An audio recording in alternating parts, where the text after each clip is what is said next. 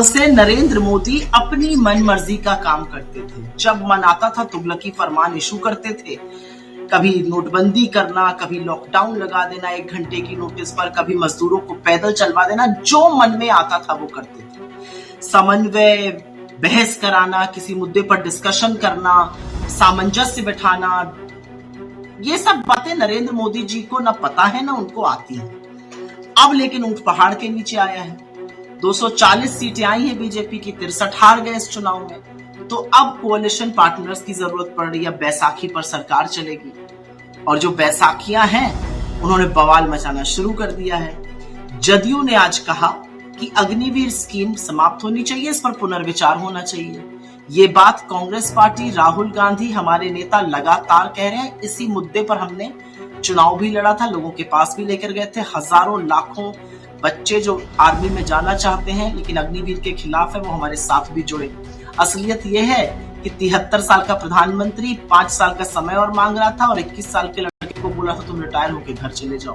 खैर, तो इस मांग के बाद देखते हैं मोदी जी क्या करते हैं। ये पहली मांग तो है नहीं। जदयू ने कास्ट सेंसस की भी, जातिगत जनगणना की भी बात उठाई है।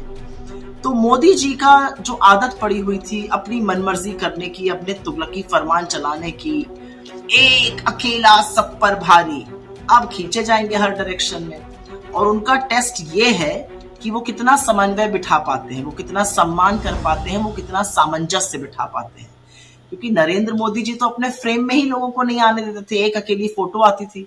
अब कल से मैं देख रही हूँ जितनी भी फोटो आ रही है उसमें सब लोग शामिल हो रहे हैं। कल से साहब एक ही कपड़ा पहन के सुबह से शाम तक रहे, विनम्रता से। अब मोदी की गारंटी, तीसरे शब्दों में अपने आप में बात करते थे। मोदी, मैं, हम, मेरा नहीं, मोदी बोलते थे। अब वो सब खत्म है।